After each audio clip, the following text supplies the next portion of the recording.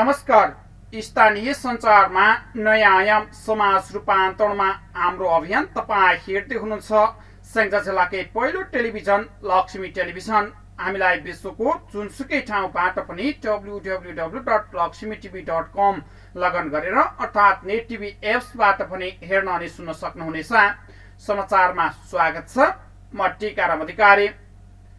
सरकारले अध्यादेश मार्फत बजेट ल्याएको सन्दर्भमा नेपाली कांग्रेस पार्टीको औपचारिक धारणा सार्वजनिक गर्ने भएको छ। सोमबार दिउँसो 2 बजे सिंहदरबार स्थित आफ्नो संसदीय दलको कार्यालयमा पत्रकार सम्मेलन गरेर जेठ 15 गते सरकारद्वारा आर्थिक वर्ष 2078-79 को बजेट बारे कांग्रेसले धारणा प्रस्तुत गर्न लागेको हो। संसदमा पेश गर्नुपर्ने अध्यादेशबाट बजेट आएर संविधान उल्लङ्घन गरेको कांग्रेस सम्मिलित गठबन्धनको ठहर रहेको छ। आइतबार कांग्रेस सभापति शेरबहादुर देउवा निवास बुढा नीलकण्ठमा बसेको कांग्रेस माओवादी केन्द्र एमालेको माधव नेपाल पक्षी जसपाको उपेन्द्र यादव राष्ट्रिय जनमोर्चाको बैठकले अध्यादेश मार्फत बजेट ल्याएकोमा विरोध जनाएको छ।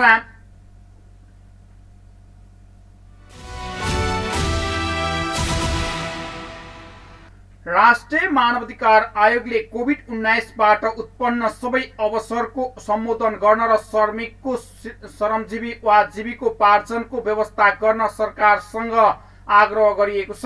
आयोगले नागरिकमाथि दुर्व्यवहार नगर्न, व्यक्तिको जीवन स्वास्थ्य, दैनिक जीवनयापन, अत्यावश्यक पर्ने सेवा वस्तुको पहुँच, आपूर्ति, व्यवस्थापन तथा नियमन गर्न अग्रपंक्तिमा रहेका स्वास्थ्य कर्मी, सुरक्षा कर्मी लगायतको मनोबल उच्च राख्न समेत सरकारसँग आग्रह गरिएको छ। आयोगका प्रवक्ता डाक्टर टीकाराम पोखरेलले आज जारी गरेको प्रेस विज्ञप्तिमा न्यून आय भएका श्रमिक तथा ज्याला मजदुरी गरी जीवनयापन गर्ने वर्गको पहिचान गरी निजहरूको लागि जीविकोपार्जनका लागि आवश्यक कार्यक्रमको व्यवस्थापन गर्न सरकारलाई आग्रह गर्नुभएको छ। कोभिड-19बाट उत्पन्न वर्तमान सङ्कटको परिस्थितिमा आम नागरिकको स्वास्थ्य उपचार लगायत विभिन्न अधिकारको अवस्था जोखिममा पर्न गएको अवस्थाप्रति आयोगले अनुगमन गरिरहेको छ।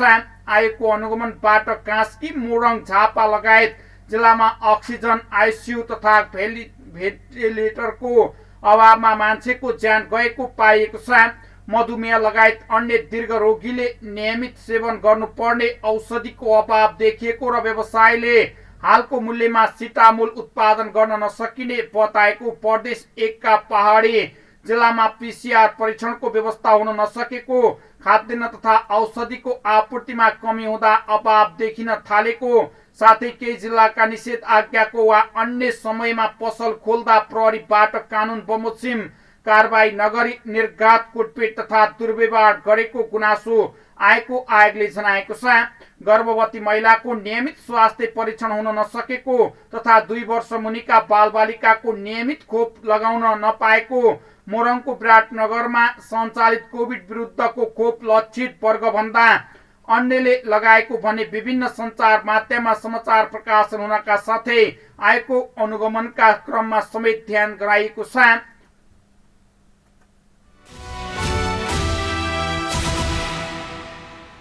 अग्रपंक्तिमा खटिने सबैलाई स्तरीय वा सरकार तथा प्रदेश सरकारबाट निर्णय भई जोखिम भत्ताको व्यवस्था भए पनि कतिपय ठाउँमा लक्षित वर्गले प्राप्त गर्न नसकेको र कोभिड-19 को महामारीको उपचारार्थ अहोरात्र खटिएका स्वास्थ्य कर्मी तथा अस्पतालका स्वास्थ्य उपचार कर्मीमाथि बिरामीमा आफन्तबाट आक्रान्त तथा दुर्व्यवहारका घटना भइरहेको अनुगमनले जनाएको छ।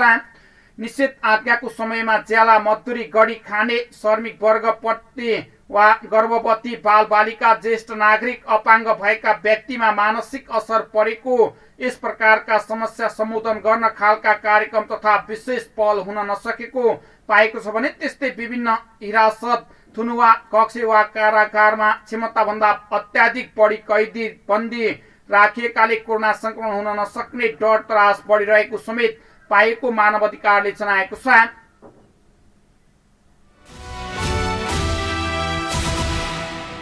नेपाल पत्रकार महासंघ काठमाडौँ जिल्ला शाखाले सरकारले अध्यादेश मार्फत सार्वजनिक गरेको आर्थिक वर्ष 2078-79 को बजेट प्रति गम्भीर ध्यानाकर्षण भएको जनाएको छ। शाखाका सचिव महेश्वर गौतमले आइतबार विज्ञप्ति जारी गर्दै बजेट मार्फत सरकारले नेपाली सञ्चार क्षेत्रका मुद्दालाई सम्बोधन गर्ने प्रयास गरे पनि सो प्रयास अपूर्ण र विभेदकारी रहेको ठहर गरेको छ। सरकारले सार्वजनिक गरेको बजेटमा प्रजातन्त्र, लोकतन्त्र, गणतन्त्र स्थापनाका लागि महत्त्वपूर्ण भूमिका निर्वाह गरेका र ती कालखण्डमा नागरिकलाई सुसूचित र सचेत गराउँदै समाज परिवर्तनका पक्षमा सशक्त रूपमा लागि परेका साना लगानीका पत्र पत्रिका तथा स्वरोजगारमूलक सञ्चार माध्यमका लागि बजेटले कुनै सम्बोधन नै नगरेको हाम्रो ठहर छ। विज्ञप्तिमा भनिएको छ। साथै लोकतन्त्र, शान्ति, स्थिरता र परिवर्तनका पक्षमा उभिएका र उभिँदै आएका यस्ता साना लगानीका रोजगारमूलक सञ्चार माध्यमहरूलाई व्यवस्था गरेर अघि बढ्न खोज्नु सरकारको गम्भीर कमजोरी रहेको शाखाका महासङ्घको काठमाडौँ शाखाले जनाएको छ। कोभिड-19 को महामारीका कारण गम्भीर सङ्कट खेपिरहेका यस्ता सञ्चार माध्यमको संरक्षणका लागि बजेट मार्फत कुनै पनि व्यवस्था नगर्नुले यी क्षेत्रका कार्यरत सञ्चारकर्मीहरूलाई थप निराश बनाएको भन्दै सरकारी तवरबाट योजनाबद्ध रूपमा चालिएको यो कदम सच्याउन सरकारसँग विशेष आग्रह समेत गरिएको छ। साना लगानीका सञ्चार माध्यमहरूको संरक्षण तथा प्रवर्धनका लागि ठोस योजना ल्याउन आग्रह गर्दै लोक कल्याणकारी विज्ञापन बापत उपलब्ध गराइने रकमको 10% रकम पत्रकार कल्याणकारी कोषमा जम्मा गर्ने व्यवस्थाका विषयमा पूर्व विचार गर्न समेत आग्रह गरिएको छ। सो शाखाले प्रदेश सरकार र स्थानीय तहलाई पनि आगामी आर्थिक वर्षको बजेट विनियोजन गर्दा साना लगानीका सञ्चार माध्यमहरूको संरक्षण र प्रवर्धनका लागि विशेष राहत प्याकेज घोषणा गर्न समेत माग गरिएको छ। सरकारले अध्यादेश मार्फत ल्याएको आर्थिक वर्ष 2078-79 को लागि स्याङ्जालाई 4 अर्ब 34 करोड 86 लाख बजेट विनियोजन भएको छ। सरकारद्वारा शनिबार सार्वजनिक बजेट अनुरूप यहाँका 11वटै पालिकाका लागि 4 अर्ब 34 करोड 76 लाख रुपियाँ विनियोजन भएको हो। जिल्लाका 5 नगरपालिका 2 अर्ब 51 करोड 21 लाख र 6 वटा गाउँपालिकाका लागि 1 अर्ब 83 करोड 55 लाख विनियोजन भएको छ। नगरपालिकामा सबैभन्दा बढी पुतली बजारलाई 58 करोड 64 लाख छ भने सबैभन्दा कम भिरकोट 38 करोड 51 लाख रहेको छ। त्यसैगरी वालिङ नगरपालिकालाई 57 करोड 67 लाख, कल्याङलाई 53 करोड 79 लाख, चापकोटलाई 42 करोड 60 लाख बजेट विनियोजन गरिएको छ। गाउँपालिकामा सबैभन्दा धेरै कालीगण्डकी गाउँपालिकालाई 35 करोड 65 लाख र सबैभन्दा कम फेदी खोलालाई 24 करोड 37 लाख छ भने यस्तै अर्जुन चौपारीलाई 27 करोड 64 लाख र आँधी खोलालाई 33 करोड 76 लाख, बिरुवालाई 31 करोड 5 लाख, हरिनासलाई 31 करोड 6 लाख बजेट उपलब्ध भएको छ।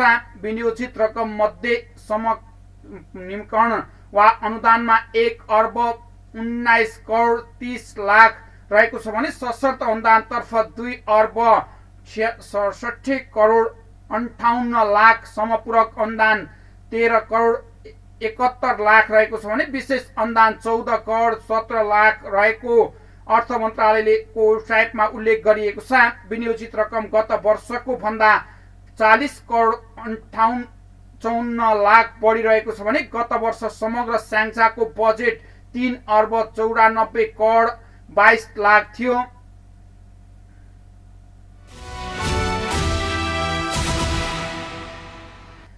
स्याङ्जाको गल्याङ बजारमा कोरोना भाइरस कोभिड-19 को परीक्षण गर्ने क्रममा 1 जना मात्रै पोजिटिभ देखिनु भएको छ। गल्याङ नगरपालिकाको मुख्य बजार क्षेत्र गल्याङ बजारका स्थानीय वासीहरूका लागि गरिएको परीक्षणमा 1 जनामा मात्रै नतिजा पोजिटिभ आएको छ। बजार क्षेत्रमा कोरोना भाइरसको अवस्था बारे निर्क्युल गर्ने गल्याङ नगरपालिकाले गल्याङको नयाँ बजारमा एन्टिजेन परीक्षण गरेको थियो भने गल्याङ नगरपालिका स्वास्थ्य शाखा संयोजक गुणेन्द्र राणा, गल्याङ नगर अस्पतालका चिकित्सक निरञ्जन चौधरी सहितको टोलीले एन्टिजेन परीक्षण गरेको हो।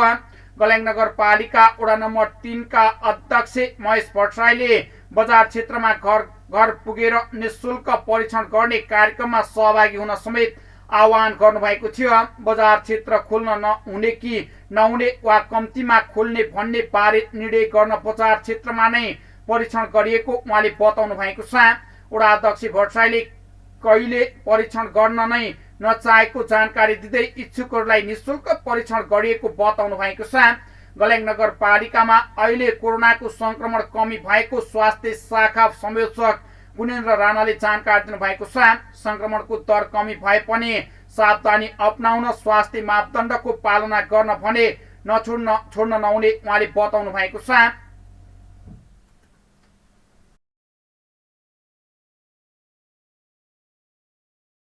तपाईँ जहिलेसम्म सुरक्षित बस्नुहुन्छ त्यहिलेसम्म तपाईँको नेगेटिभ हो।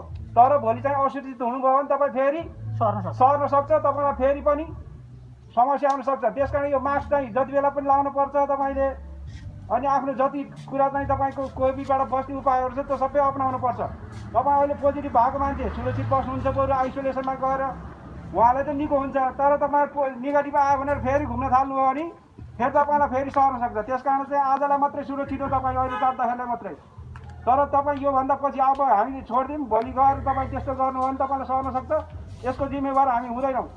फेरि त्यस्तो केही ज्वरो आयो, त्यस्तो समस्या भयो भने अहिलेलाई फेरि अर्कोचोटि हामी पनि फेरि यस्तै गरेर उसलाई फेरि हामी एन्टिजेन गर्ने चाहिँ हामी समुदाय गएर पनि गर्छौँ। यसको लागि हामी तपाईँ सबैलाई जानकारी गराउँछौँ है त। अहिले सबै एउटा हामीले सूचना गरिसकेका छौँ पोजिटिभ आएको, अरू जम्मैको नेगेटिभ आएको छ है।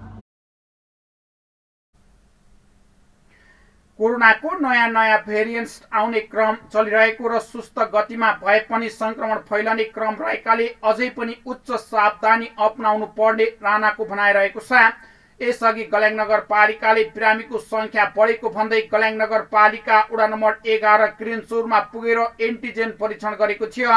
सो क्रममा पनि 61 जनाको एन्टिजेन परीक्षणमा गरिएकोमा 1 जना मात्र नतिजा पोजिटिभ देखिएको थियो। आवश्यकताको आधारमा अन्य ठाउँमा पनि पुगेर परीक्षण गर्ने गल्याङ नगरपालिकाले आग्रह गरेको छ। महामारी नियन्त्रणका लागि परीक्षण गर्नुपर्ने भएकाले नगरपालिकाले तोकेको ठाउँमा निशुल्क परीक्षण गराई सहयोग गर्न नगरपालिकाले आह्वान गरेको छ। तर लक्षण देखिएका र नदेखिएकाहरूले समेत परीक्षण गर्न भने रुचि नलगाएको पनि पाइएको छ। गल्याङ नगरपालिकाले पोजिटिभ देखिएकाहरूलाई औषधि उपचारको व्यवस्था र गम्भीर बिरामीका लागि अस्पताल आउने व्यवस्थाको लागि समेत मिलाएको बताएको छ। यसअघि सबै ठाउँमा परीक्षण गर्न माग गर्ने तयार, आफूले परीक्षण गर्ने भने डर प्रवृत्ति रहेको भन्दै स्थानीयको माग रहेको छ। एकजनाको पोजिटिभ नेगेटिभ हुँदैमा हजुर दुःखको साथ मलाई अब छँदै छैन भन्नु भएन कि यदि कुनै लक्षण देखियो भने एन्टिजेन फेरि रिपिट हुन्छ।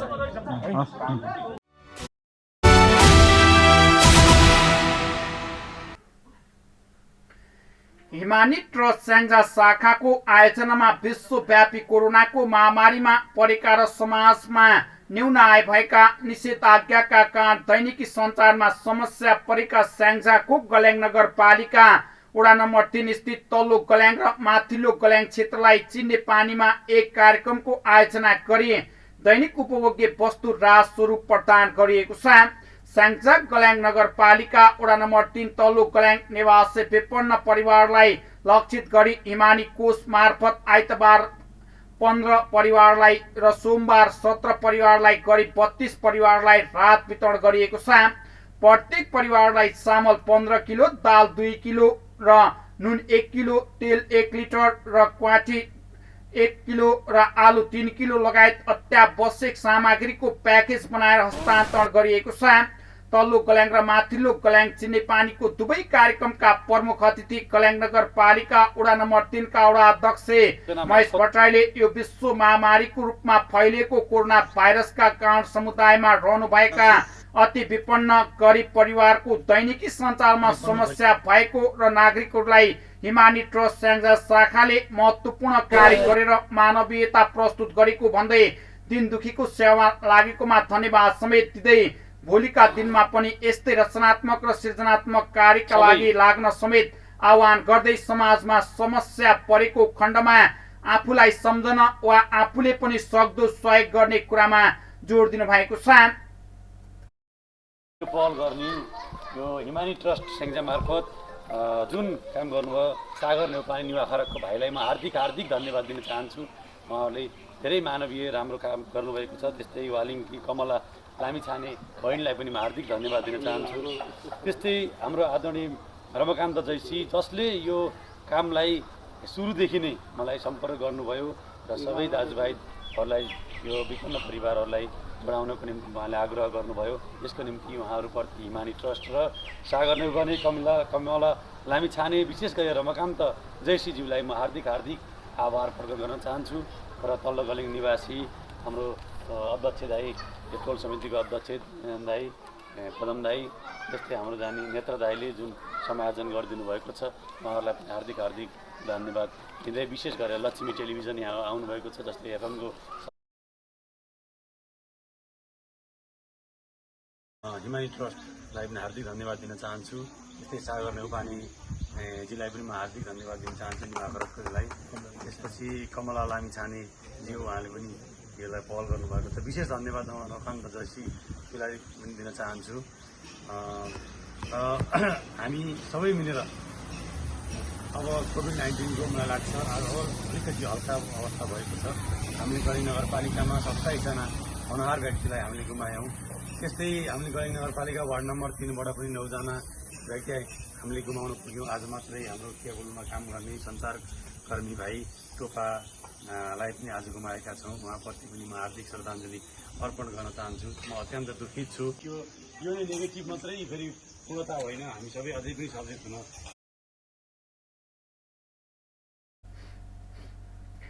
कार्यक्रमको सञ्चालन रमाकान्त जैसी हिमानी ट्रस्टका सदस्य रहनु भएको थियो भने तल्लो गल्याङको कार्यक्रममा नेपाली काङ्ग्रेस महाधिवेशन प्रतिनिधि महेन्द्र श्रेष्ठ, समाजसेवी प्रीतम खड्का, नेत्रप्रसाद भूषाल र सभापति तल्लो गल्याङ टोल विकास समितिका अध्यक्ष पदन बहादुर गा मगरको अध्यक्षतामा सम्पन्न भएको थियो भने सोमबार चिन्नेपानीमा भएको कार्यक्रममा समाजसेवीहरू प्रीतम खड्का, धर्मराज नेउपाने, प्रकाश भट्टराई, राजकुमार ढका लगायतको सहभागिता रहेको कार्यक्रमको अध्यक्षता चिन्नेपानी टोल विकास समितिका अध्यक्ष सुबेदार चन्द्रबहादुर रखाली मगरले गर्नुभएको थियो।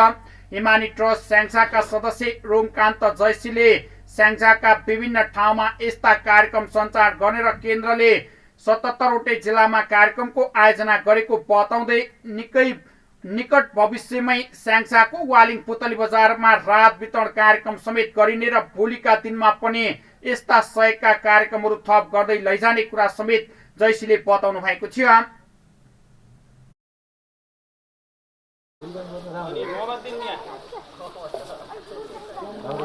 रविराम पाण्डेजी हुनुहुन्छ उहाँ लक्ष्मी टिभीको चाहिँ प्रोग्रामकार।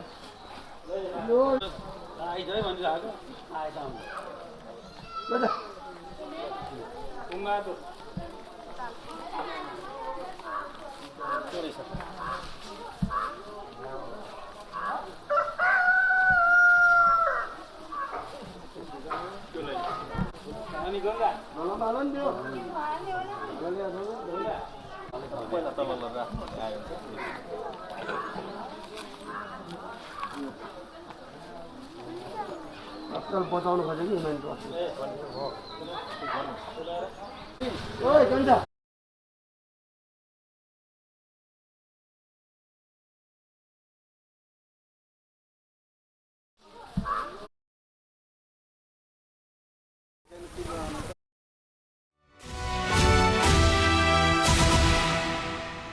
स्याङ्जाको गल्याङ नगरपालिका वडा नम्बर 11 दिमिक स्थित दिमिक युवा क्लबले कोभिड-19 महामारीका बीच पनि आफ्नो गाउँ दिमिकलाई आफ्नै पहलमा स्वास्थ्य सामग्री वितरण कार्य सम्पन्न गरेको छ।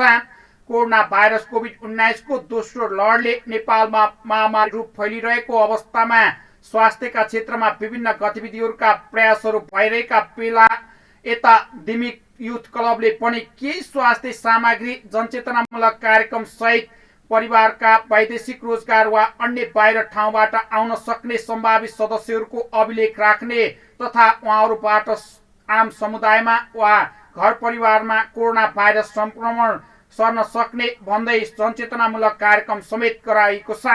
अत्यन्तै सुरक्षित र संयमित तरिकाले करिब 200 घर परिवारलाई पुग्ने मास्क सेनिटाइजर उपलब्ध गराउनका साथै तथ्याङ्क लिने कार्य सम्पन्न भएको क्लबका अध्यक्ष ठाकराम भट्टराईले जानकारी दिनुभएको छ।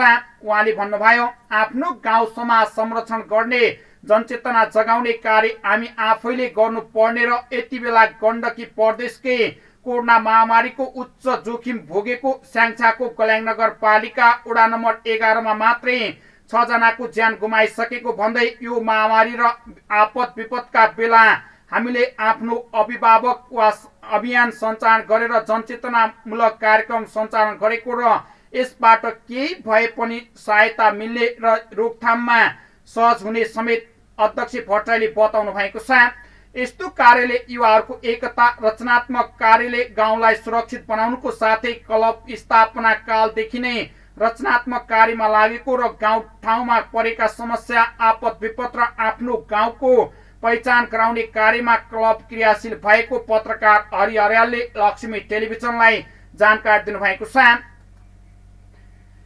तपाईँ हेर्दै हुनुहुन्थ्यो लक्ष्मी टेलिभिजन। अर्को समाचारमा पुनः सुने बाचा गर्दै अहिलेलाई भने समाचार युनिटबाट बिदा हुन चाहन्छौँ।